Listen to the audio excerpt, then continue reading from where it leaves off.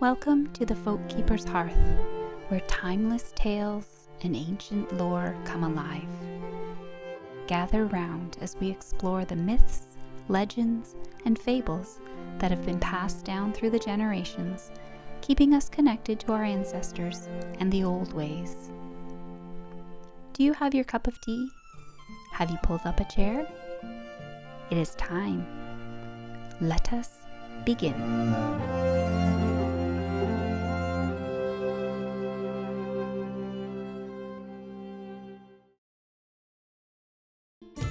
The Heroes of Asgard, Chapter 1, Part 4, The Children of Loki.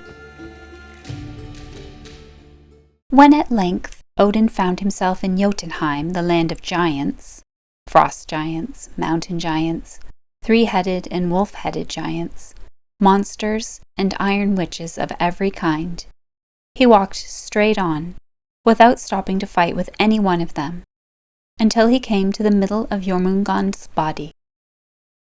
Then he seized the monster, growing fearfully as he was all the time, and threw him headlong into the deep ocean. There Jormungand still grew, until, encircling the whole earth, he found that his tail was growing down his throat, after which he lay quite still, binding himself together, and neither Odin nor anyone else has been able to move him thence. When Odin had thus disposed of Jormungand, henceforth called the Midgard serpent, he went on to the house of Loki's wife, Angerboda. The door was thrown open, and the dark-hearted giantess of the ironwood sat in the entrance, whilst on one side crouched Fenrir, her ferocious wolf-son, and on the other stood Hela, most terrible of monsters and women.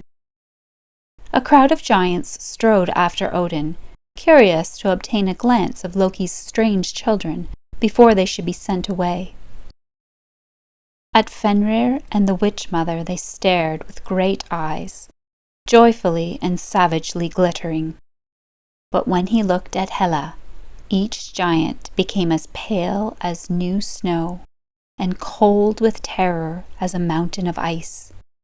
Pale, cold, frozen, they never moved again. But a rugged chain of rocks stood behind Odin, and he looked on, fearless and unchilled. "Strange daughter of Loki," he said, speaking to Hela, "you have the head of a queen, proud forehead, and large imperial eyes, but your heart is pulseless, and your cruel arms kill what they embrace.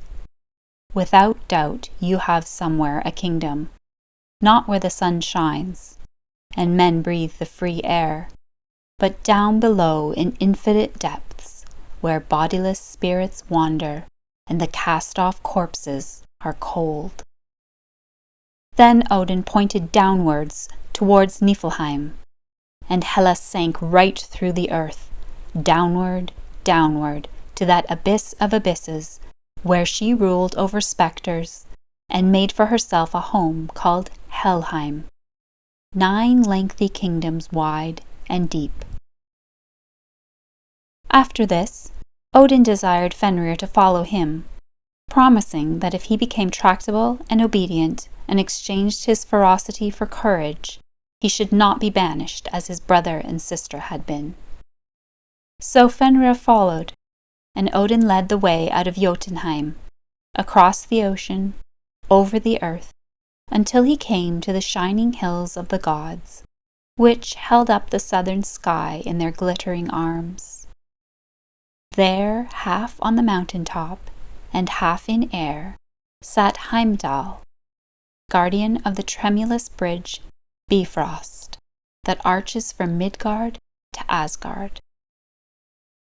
Heimdall was a tall, white Van, with golden teeth, and a wonderful horn called the Gjallarhorn, which he generally kept hidden under the tree Yggdrasil. But when he blew it, the sound went out into all worlds. Though Odin had never before laid eyes upon Heimdall, He did not pass him in silence. The god was struck by the figure who stood watchful at the edge of the bridge, radiant and still.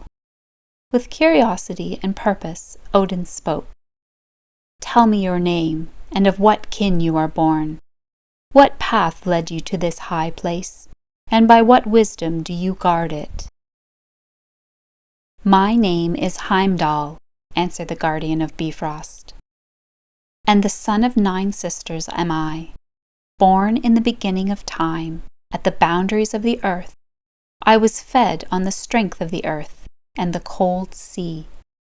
My training, moreover, was so perfect that I now need no more sleep than a bird. I can see for 100 miles around me as well by night as by day. I can hear the grass growing and the wool on the backs of sheep.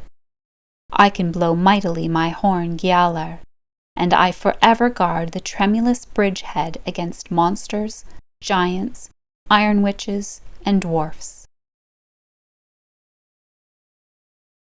Then asked Odin gravely, "Is it also forbidden to the Aesir to pass this way, Heimdall? Must you guard Bifrost also against them?" "Assuredly not," answered Heimdall.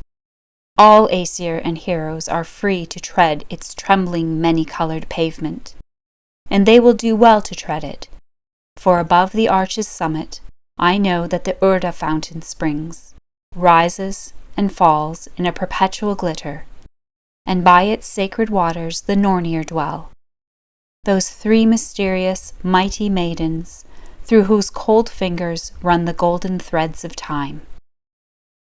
"Enough, Heimdall," answered Odin. "Tomorrow we will come."